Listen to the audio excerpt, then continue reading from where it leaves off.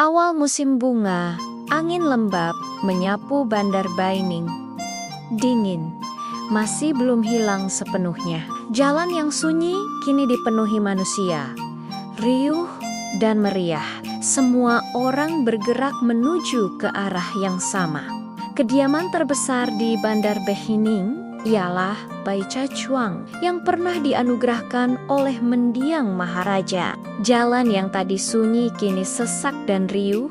Semua orang bergerak menuju arah yang sama. Hari ini adalah hari perkawinan putri Bai Chachuang, Bai Jiran. Bai Zhongchuan, Tuan Besar Bai Chachuang, ialah saudagar diraja yang terkenal sebagai dermawan ternama. Sepanjang tahun beliau membantu rakyat miskin, jumlah yang menerima budi baiknya tidak terhitung.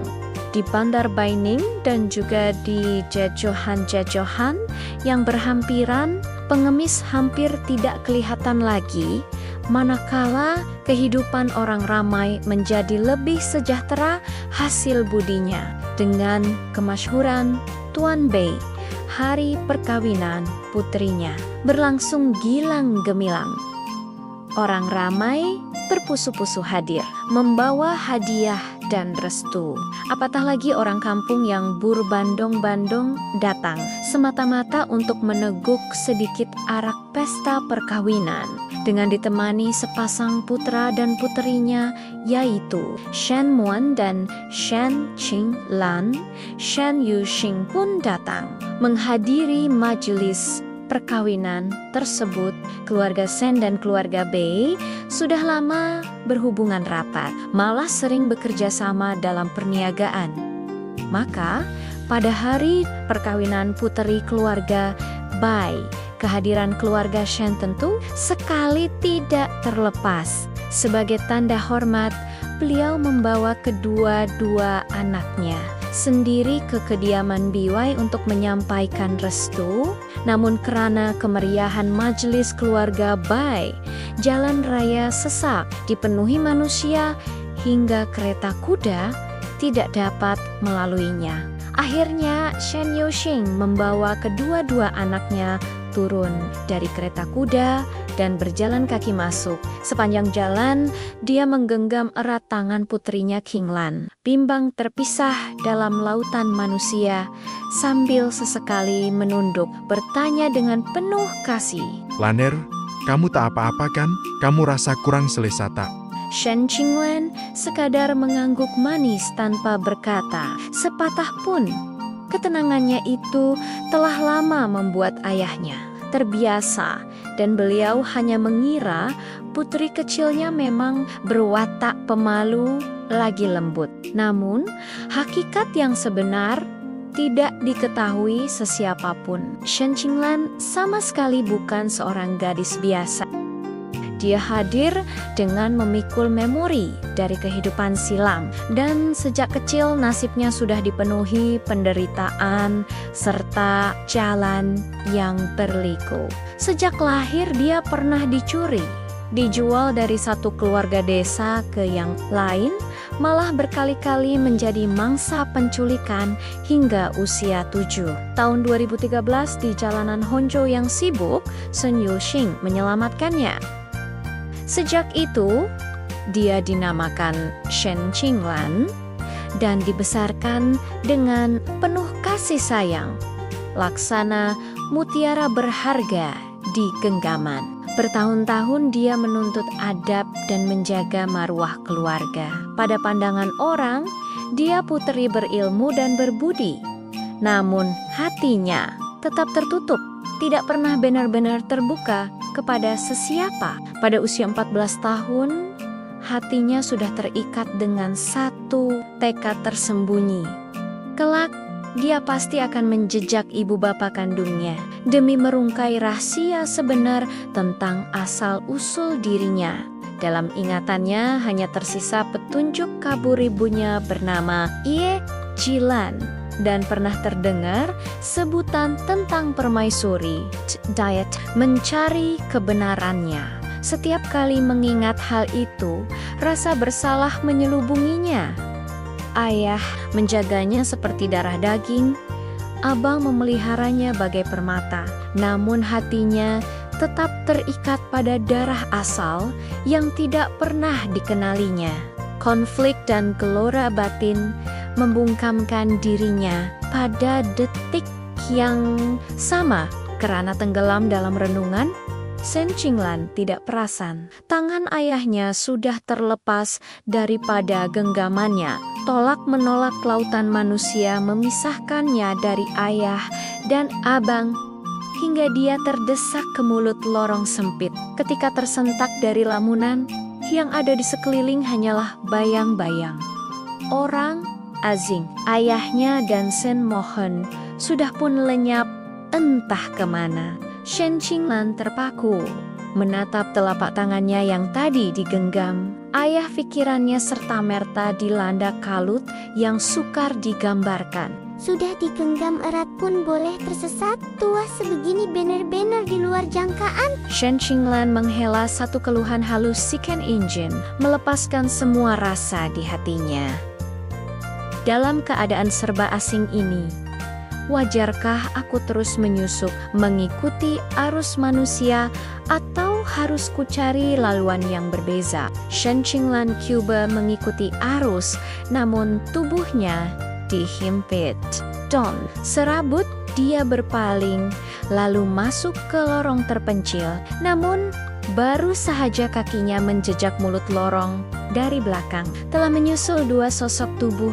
Seorang bertubuh gempal dan seorang lagi kurus melilit. Baru beberapa langkah, Shen Qinglan terasa ada bayangan. Meng, bibirnya mengukir senyum nipis, hatinya pula menyindir dingin. Inikah agungnya Bai Chajuang? Ayah selalu berkata tanahnya aman dan rakyat hidup cukup. Namun baru beberapa tapak langkah, sudah ada yang berani membidikku. Siapa sangka hujung lorong itu jalan mati. Shen Qinglan berhenti. Mindanya ligat mencari jalan keluar, sementara dua sosok, seorang gempal, seorang kurus, makin rapat menekannya dari belakang. Topeng keperopiran tersingkap. Senyum perasan tampan terukir di wajah mereka. Melangkah Sioliolala, benar tuan terhormat. Adinda kecil, mungkinkah engkau tersilap jalan? Maukah biar kami berdua abang ini tunjukkan jalan keluar? Kata-katanya pura-pura mesra, namun mata dan kening menyimpan sinis. Wajah begitu, sekali pandang saja sudah menimbulkan asa ingin menghajarnya. Shen Qinglan menatap dingin penuh waspada, diam seribu bahasa, sementara benaknya ligat menyusun strategi menundukkan lawan. Walau berpakaian rapi, wajah mereka berminyak licin. Tubuh pula menebar bau peluh masam bercampur busuk yang memualkan. Melihat dia berdiam, kedua-duanya saling berpandangan. Lalu perlahan menghampiri, menekan ruang di antara mereka. Apa halnya, Adinda kecil? Mengapa diam saja? Jika begini, bagaimana kami, aban-aban, mahu membawamu pergi? Semakin dekat mereka melangkah, semakin menusuk bau hapak, hingga Shen Qinglan terasa mahu memuntahkan santapan malam. Dengan sekuat daya menahan mual, tangan kirinya menyusup ke dalam bege mencari senjata tersembunyi, sementara bibirnya bersuara sedingin embun beku. Budi baik kalian berdua. Sudah aku mengerti. Cukuplah aku berpatah jalan. Tidak perlu merepotkan kalian lagi. Namun kedua-duanya tetap enggan melepaskan. Tutur kata dibuat siala lembet, sementara si kurus terus berlagak penuh pura-pura. Ayo, ikut kami. Jalan akan jadi lebih mudah. Jangan gentar, Adinda kecil. Benar sekali. Dari gayamu jelas engkau pendatang. Dengan abang-abang di sisi, bukankah lebih memudahkan perjalananmu? Shen Qinglan mengangkat alis, sorot matanya sinis, jijik. Topeng gadis. Patuh pun runtuh, bibirnya tersenyum sinis, tangannya sudah menggenggam kipas lipat berbulu unggas. Dengan sentakan kipas lipat Shen Qinglan menutupi separuh wajah. Dari selannya, mata dingin menatap dua sosok itu. Bibirnya berkata, malas penuh angkuh. Wajah cermin hati, jijikmu jelas, rambut kusut, muka comot, mata licik, hidung macam bawang putih, tubuh busuk kalah kandang kambing, masih berani mengaku tampan.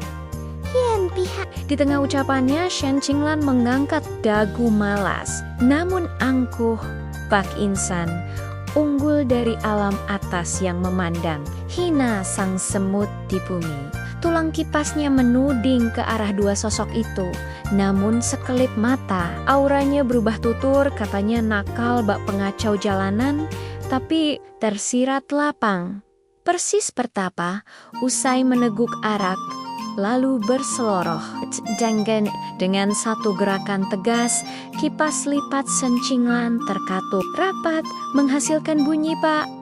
Yang lantang, seolah-olah satu tamparan tajam menghempas tepat di uban-uban satu dua orang itu. Tambahan pula, usahlah asyik mengaku Abang Denggan berminyak begitu. Paling-paling pun layak digelar Paci.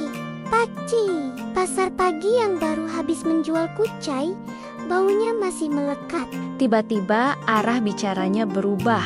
Tangan Shen Qinglan menghempas kipas lipat ke dinding batu dengan dentuman kuang serbuk kapur.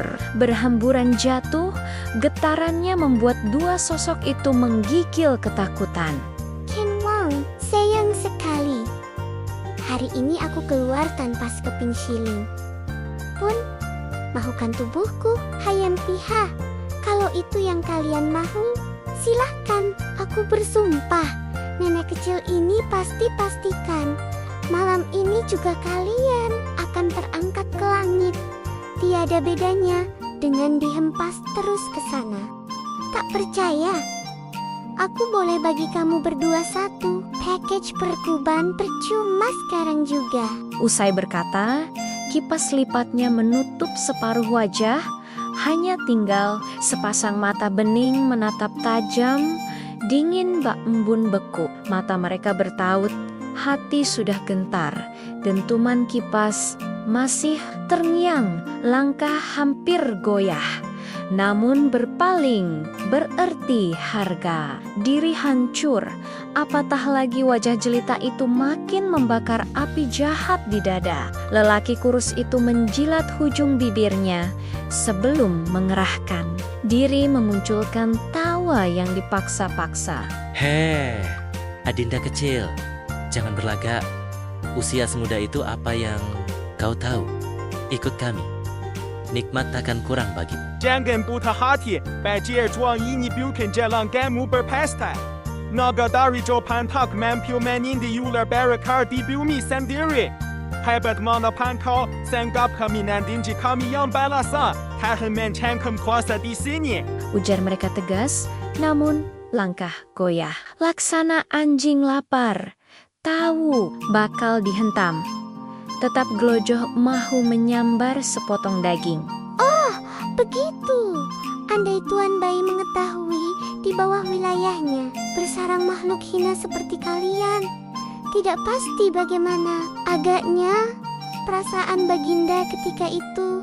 Belum sempat kata selesai, kipas Shen Qinglan bergetar suus-suus, memecah udara. Jarum halus meluncur bagai hujan, menikam ke arah dua sosok itu. Jarum halus menghujam dinding, ting-ting-ting bergaung, percikan api berhamburan, ngeri, peluh dingin merayap di tulang belakang mereka.